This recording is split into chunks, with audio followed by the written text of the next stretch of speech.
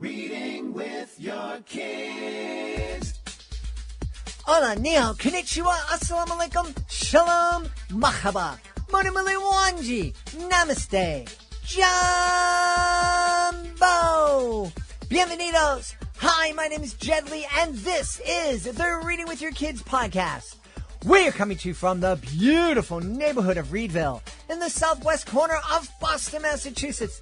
We are so delighted and so very honored that you join us in our mission to help all families grow closer through reading. Please be sure to tell all of your family and friends about the show, and please be sure to subscribe to the show on the iHeartRadio app, on Spotify, Apple Podcasts, Good Pod, Himalaya, wherever you find your podcast. Our guest today is Alex Clark. He is here to celebrate When I Grow Up. Before we invite Alex into the studio, we want to let you know that this episode of the Reading with Your Kids podcast is brought to you by Giggles and Joy, the wonderful picture book series by Ariane de Bonvoisin. Giggles and Joy is an exciting new book series focused on sharing spiritual life lessons for kids aged 2 to 10. It is for all the kids, parents, grandparents, caregivers, and teachers of this world.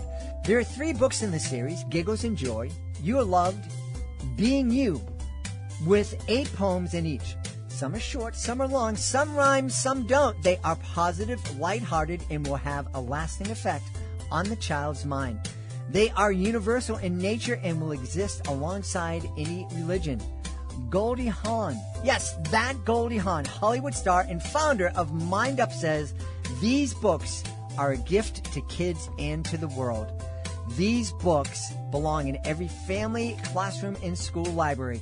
Get your copy today at gigglesandjoy.com. This episode of the Reading with Your Kids podcast is also brought to you by Madison Morris Is Not a Mouse, a fantastic children's book by Catherine Holmes. What if you turned into an animal for a day?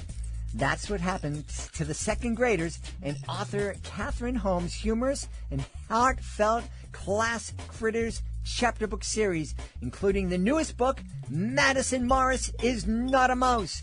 Madison is a helpful go-getter who dreams of being a leader one day, but then she has a crisis of confidence right before a class presentation and immediately transforms into a tiny mouse. Can she navigate her insecurities and the unexpected dangers of being a mouse to turn back into herself before the end of the day? You want to find out? You got to get yourself a copy of Madison Morris Is Not a Mouse, written by Catherine Holmes. Join us right now from right outside of Columbus in the great state of Ohio. Our guest is here today to celebrate his brand new children's picture book. Is called Cora And The Moon. Please welcome to the show author and illustrator Alex Clark. Hey, Alex, how are you?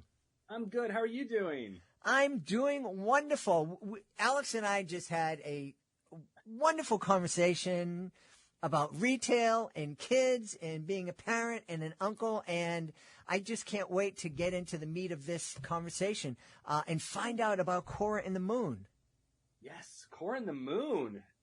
We'll talk about the books rather than the retail, but if we want to talk retail, yeah. Tell us all about Cora And The Moon, please.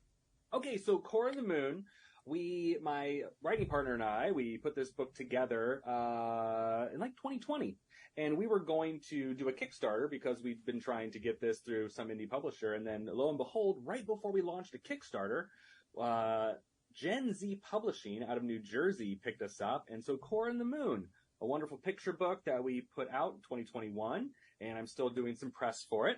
It's a wonderful story about a precocious little girl who loves dancing, and she's getting ready for bed, and the moon, she's staring at the moon, and the moon comes down and actually takes her away off into space, and she has a wonderful nighttime adventure. She gets to meet all other friends that have been taken to the moon, and then when she comes back down gently and wonderfully, she wakes up and wonders, did she go to the moon, or was it just the best dream she's ever had?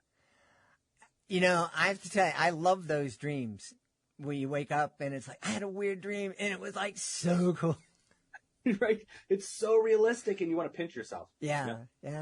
Hey, as you were talking about this story and about Cora and being swept up into the moon is one of those magical things that casts a spell over all humans, but especially kids, I think. Oh, yeah. To this day, I can still look up at the moon and just be mesmerized by it, the glow and sometimes the immensity of the moon. It's just beautiful. And I think that that's just something that we still look to the stars and we dream about what is out there, what's possible.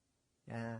And that's something that I think a lot of us are, especially those of us who live in cities, we don't get a chance to really experience the stars the way that we should. Right. Yes. Here in Boston, you can see the sun, you see the moon and the North Star, and occasionally you might be seeing the Big Dipper, but it's, you can almost count them. But if you go out into the country, it's, it's like you're blanketed by them.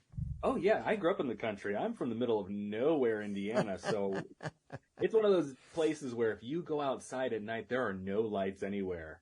And you can just look up at the stars and see every single last one. It's breathtaking. Yeah. Well, as a guy who grew up in the city, we used to go camping. And, I know when I was young, my dad used to talk about, it's so cool to be sleeping out under the stars, no tent, no nothing. And so we did that. And it was pretty amazing looking up at the stars and seeing them. Wasn't so cool when you fell asleep and some creature came by and started sniffing on you and you were afraid to move because you didn't know if it was this big or that big. I was just going to say, no tent? That is brave. Well, it didn't happen too often. After that creature came and sniffed this, that was about it. Yep, that was it. But the moon did. I mean, I'm certainly a lot older than you, but it fueled the imagination for so many of us who grew up in the 60s and, part of the space race. And it drove the two biggest, most powerful nations in the world at that time, to, on this race to land human beings on the moon. It's just incredible. I can't even imagine growing up at a time where you could actually watch that for the first time. I mean, I was born in the 70s, so growing up, you got to see space shuttles, you got to see spacewalks and things like that. It was still, primitive compared to where we are now, but in the 60s, just to imagine watching that happen in real time, I can't even fathom. Well, I'll tell you, I remember where I was when they landed. I was coming back from seeing Godzilla eat something or some city. I don't know, but it was, right. we would do the Godzilla movies every weekend. And then we were driving home and my aunt was driving us home and we heard on the radio that they had landed. And then a few hours later, we saw them come down, in that one small step for man. And, it was just incredible. I can't even imagine seeing that because, you see movies and recreations and everything else and it's, what a time to be alive. It's interesting because I think, I make jokes. I do educational magic shows and I joke with kids lots of times in my audience and by telling them, I grew up, we had 3 channels to choose from, and if I wanted to make a call, I had to stand up next to the phone that was attached to the wall with the wire and you could only go so far. And now you guys have, an infinite number of not only channels, but streaming services that, all this content. But what kids don't have these days is that communal, everybody in the world looking at the same thing at the same time. Oh, 100%. Everyone's looking at 400 things all at once, all the time, constantly with their heads down into their phones. And, as somebody who's kind of a cuspy of a different generation. I'm just barely Generation X, but I'm, in a world, especially with my day job, that is all digital. So I remember the days of winding yourself around on a phone cord. And I remember not having a computer that did anything but word process, So it's a very strange way to think, because you talk to your kids, you talk to my kids, any kids, and they're like, I don't understand, why are you listening to a record? Yeah. Because that's what I listened to when I was a kid. So I have a record player and I have a record collection. Hey, do you remember this, Alex? Some of the kids out there are going to be horrified at that. Do you remember calling your friend and you would have to ask their parent if you could talk to your friend, and then you would have to engage in a conversation with your friend's parents for 5 minutes? And it was always the worst dad jokes that now I find myself doing those dad jokes, but there's no one to talk to. But yes, the friends come over and I make some bad dad joke and they roll their eyes. But yeah, that's what it was in the 80s. Yeah. Hey, what inspires you? We've just been chatting for a few minutes here, and it's obvious you have this really fertile imagination and lots of fun things going on. Yeah. What fuels that for you? I get bored so very easily. You have no idea. I grew up in an age where my life was basically cartoons and action figures. So everything that I do, I want to create stories. So whether I'm illustrating someone else's story or I'm writing my own story and illustrating it, all I want to do is just make more things. And sadly, I actually have a disease in my eye. And one of the things that fuels me is the fact that technically I could go blind in my eyes at any day. So I want to constantly put out more things into the world, and I want to do as fast as I can before I get too old. That's fascinating and heartbreaking. A little bit. It's called histoplasmosis. It's ocular histoplasmosis. I grew up, like I said, out in the middle of nowhere, and apparently it is carried by birds. A lot of farmers get it in their lungs, but I somehow got it in my eye. And yeah, it's a fungal disease, and 100% I could go blind at any given moment. So yeah, it kind of fuels me, but at the same time, I'm also very ADD, and I just want to keep making and creating. Well, I'm hoping that your ADD kind of fights off that fungus and keeps it at bay for as long as possible. Maybe the amount of coffee that I drink will also keep it at bay. I have no idea. Here's hoping. Well, in all seriousness, you are facing a challenge that I'm imagining would paralyze a lot of people. And a lot of folks would just be like, oh, no, I could lose my eyes. And you just have a really kind of, it might happen, and I hope it doesn't happen. But in the meantime, I have to make the most of what I'm blessed with. Yeah, I mean, that's why I started years ago, just illustrating. I've been drawing since I was little. My parents tell me about we came home from Star Wars, and you started drawing Star Wars, and you were 4 years old. And I've really never stopped drawing since. And my parents have way too many stories about me drawing throughout the years. So they always pushed me to draw. Mm-hmm. My parents were both music teachers, so they really pushed me to try new things. Yes, get into sports and find like what you like and love. But honestly, they were always constantly saying, please create, please draw. You have a talent and a gift. And they supported that and they guided that. That's really wonderful. Most of the folks who are listening to the podcast are educators and parents. And I love that you, and so many of, especially the illustrators that have come on, have talked about their parents being such supporters. One of the illustrators that was on the show was from Italy, and she didn't have a great grasp of English. But when she started talking about her parents and the fact that her parents just let her draw on the walls of her bedroom. Yeah. And they just said, go for it. Here, it's yours. Do whatever you want with it. And in the joy that she had in her voice as she was remembering that from 20, 30 years ago is just wonderful. And so I'm so happy that you're reminding the parents who are listening today to encourage our kids to go out there and create and find their own voice. Yeah, definitely. It was so funny. I was actually just with my parents about 2 weeks ago, and my dad was talking about my third grade teacher, and we were doing some, lesson on knights back in the day, medieval type of things. And he was like, do you remember that mural that you drew? And I said, yeah, I kind of remember that. And he goes, you remember why your teacher did that, right? And I said, no. He goes, you were constantly doodling in class and not paying attention. And so she thought, let's put a big piece of craft paper on the wall and have you draw a mural of knights and horses and castles and things like that. So I've always really had support from teachers. My art teacher, she was a friend of my parents, again, small farm community. So she pushed me and would enter a lot of my drawings into local award shows. So you not only got the support and the drive to be better, but you also would get some silly award and go down to, a museum in Indianapolis and see your work on the wall. So it gave you, some kind of justification to keep going.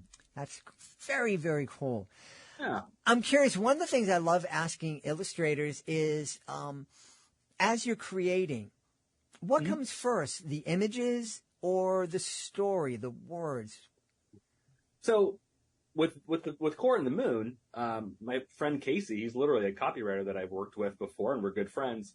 He wrote the story and said, I really have a great idea, and I wrote this story. Would you be interested in looking at it? And just the words that he wrote were so evocative, and I instantly could picture almost every page, ranging from Cora in her bedroom to Cora flying on a cloud over a giant, city landscape that I drew. So yeah, I definitely think the words help because I can picture what I want to draw or paint in my head. And then that's where the sketching and the, ideation and concepting comes through. I'm looking at some of the illustrations in Cora and the Moon, and I don't know if I'm going to say this right. Sure. It looks, the illustrations look wonderful, but maturely wonderful. I know I'm not expressing that. It's not a lot. There are a lot of illustrations out there, and this isn't a judgment, that are kids illustrate, that are just like, you wouldn't see this anywhere else but in a kid's book. And I'm looking at the illustrations in Cora and the Moon, and I can see those illustrations, that style of illustration, and everywhere. Sure. It's strange because I'm a graphic designer by trade. I've worked so many places and done so many different types of jobs and illustrating for companies that I've developed my own style over the past, 10, 15 years. And that's just kind of where it nets out for me. Definitely more of that cartoon style. When I was creating Cora and sketching out, facial expressions and whatnot, I kept seeing her be a cartoon. Like what if Disney picked this up, or what if Nickelodeon or something like that? So that's kind of where I went. And then I made all the line art through brush and pen because with my eyes, it's hard for me to, use like long brushes, so it's like brush pens. Mm-hmm. But then I watercolored everything so it had a little bit more of a artistic quality to it, which obviously took me a lot longer to create the artwork by watercolor than to do it digitally. Mm-hmm. Yeah.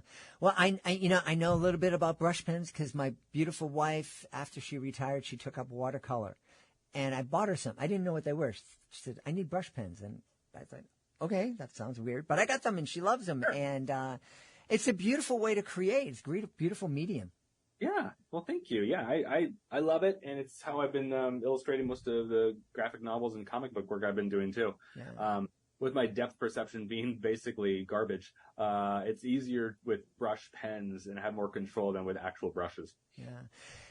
You've alluded to retail and designing for corporations and everything. There's a lot of people who are out there who have probably experienced your art before your design and didn't realize it. Can you tell everybody where they might have experienced your creativity?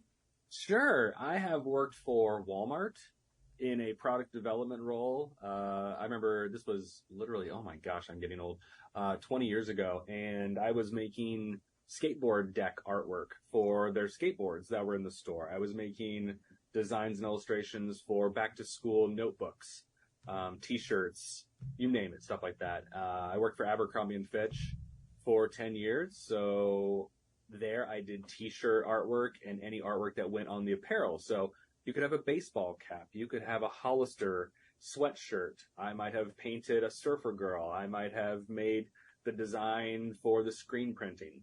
I worked for McGraw-Hill. You might have had a Prince textbook that I did the graphic design work for. And currently I work for Bath & Body Works. And if you got an email from Bath & Body Works, guess what? My team probably made that. Well, and it comes, one of the things being somebody who's made a living in the arts, and that when I made that decision, the only decision that freaked my parents out more than telling them I wanted to be a social worker when I was in college, was telling them I was leaving social work to become a professional clown and magician. And at that point, you could see both my parents' heads exploding and going, how could you make a living at no? But you're pointing out that there's a lot of ways to make a living as a creative. It's not just writing books or painting something that's going to end up in the Museum of Fine Arts. Yeah, it's actually shocking. I grew up always drawing, and I knew that I wanted to do something in the arts. My dad, at one point in time, said, you should go be an architect. And I thought, math, not my strong suit. But then I found out, after looking at colleges and applying to art school, I found out something called graphic design. Oh, graphic design. What is this wonderful major? So I looked at illustration, I looked at painting, I looked at sculpture, and then graphic design. They said, well, with a graphic design degree, you can apply your design sense, your artistic skills, your drawing, your what have you, and you can go out into the world and you could work for a toy company. You could go work for a clothing brand. You could go work for a video studio. You could go work for an animation company. And I thought, oh, okay. So not only could I work in the arts, but I could also make money and have a living. And it's shocking to me that nobody told me this in elementary, junior high, high school, until I got to college, knowing that I had the talent to go to art school. Nobody told me that I could have spent the whole time creating and drawing and working my way towards some kind of a career in the artistic field. And it's funny, I work with so many people just in my company alone, from photo retouchers who make the photography that we take shine. I work with photographers who their sole job is to do videography and photography for the brand. I work with copywriters who their job is to make you want to buy candles and soaps, even though you probably don't need more candles or soaps.